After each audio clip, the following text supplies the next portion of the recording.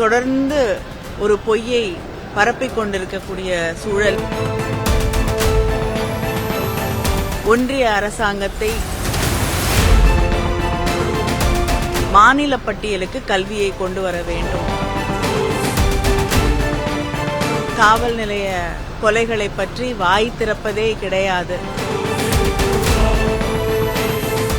நாடு முழுவதும் இளைஞர்களுடைய போராட்டத்திற்கு கிடைத்திருக்கக்கூடிய ஒரு மிகப்பெரிய வெற்றி. ஒன்றிய அரசாங்கம் பொறுப்பேற்றுக் கொள்ள வேண்டும். இந்த நீட் பேப்பரோட லீக்ஸ்க்கு ஒரு அக்கௌண்டபிலிட்டியும் ரெஸ்பான்சிபிலிட்டியும் அவங்க எடுத்துக்கணுங்கிறது தான் அவர்கள் தொடர்ந்து வலியுறுத்தி கொண்டிருந்த ஒன்று. யாருமே பிஜேபி அரசை, ஒன்றிய அரசை எதிர்த்து கேள்வி கேட்டு அந்த களத்திலே நிற்க முடியாது என்று தொடர்ந்து ஒரு பொய்யை பரப்பிக் கொண்டிருக்கக்கூடிய சூழலிலே இந்தியாவில் இருக்கக்கூடிய இளைய தலைமுறையினர், இளைஞர்கள் நாடு முழுவதும் ஒரு போராட்டத்தை கையிலே எடுத்து ஒன்றிய அரசாங்கத்தை எதிர்த்து வெற்றி பெற்றிருக்கிறார்கள். எந்த அரசாங்கம் எந்த கேள்விக்குமே பதில் சொல்லாது என்ற ஒரு சூழ்நிலையிலே இருந்த ஒரு அரசாங்கத்தை இந்த நாட்டின் மக்களுக்கு நீங்கள் பதில் சொல்லியாக வேண்டும் என்று பெற்றிருக்கக்கூடிய வெற்றி இந்த வெற்றி. அடுத்து அவர்களுடைய கோரிக்கை மாநில பட்டியலுக்கு கல்வியை கொண்டு வர வேண்டும் என்ற கோரிக்கையை அவர்கள் வைத்திருக்கிறார்கள். திராவிட முன்னேற்ற கழகம் தொடர்ந்து முன்வைக்கக்கூடிய கோரிக்கை இந்த கோரிக்கை. இதுவும் வெற்றி பெற்றால் நிச்சயமாக நாங்களும் மகிழ்ச்சி அடைவோம்.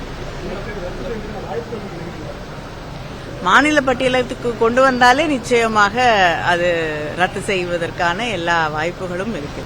எங்களுடைய திராவிட முன்னேற்ற கழக தலைவர் அவர்களும் இதை பற்றி பலமுறை பேசியிருக்கிறார்கள். முதலமைச்சர் இந்த காவல் நிலைய கொலைகளை பற்றி வாய் திறப்பதே கிடையாது அப்படின்னு ஒரு குற்றச்சாட்டை எங்களுடைய தலைவர் அவர்கள் நேற்று முன்வைத்திருக்கிறார்கள். தொடர்ந்து காவல்துறை அவர்கள் கைது செய்யக்கூடியவர்கள் மீது கட்டவிழ்த்து விடப்படும் வன்முறை, அதை தாண்டி எதிர்க்கட்சிகளில் இருக்கக்கூடியவர்களை அச்சுறுத்துவதற்காக தொடர்ந்து காவல்துறையை பயன்படுத்துவது, வழக்குகளை பயன்படுத்துவது. இந்த தூத்துக்குடியில கூட விளாத்திக்குளம் சட்டமன்ற உறுப்பினர் மார்கண்டேயன் அவர்கள் அநியாயமாக கைது செய்யப்பட்டு அவருக்கு பெயிலுக்கு கூட கிடைக்கக்கூடிய முடியாத ஒரு சூழலிலே பல நாட்களாக சிறையிலே இருக்கக்கூடிய நிலையை நாம் பார்த்து கொண்டிருக்கிறோம். இதையெல்லாம் தாண்டி தமிழ்நாட்டில் இவங்க ஆட்சி பொறுப்பேற்றுக் கொண்ட பிறகு பெண்களுக்கு எதிரான குற்றங்கள், குழந்தைகளுக்கு எதிரான குற்றங்கள், இதை கட்டுப்படுத்த காவல்துறையை பயன்படுத்தாமல் தங்களுக்கு யாரெல்லாம் எதிரியாக அவர்கள் நினைக்கிறார்களோ அவர்களுக்கு எதிராக அந்த காவல்துறை பயன்படுத்தப்படுகிறது என்பதுதான். சென்னையிலே தமிழ்நாட்டில் போராடிய மாணவர்கள் மீதும் கூட காவல்துறையுடைய வன்முறை கட்டவிழ்த்து விடப்பட்டிருக்கிறது என்பதை நாம் பார்த்தோம்.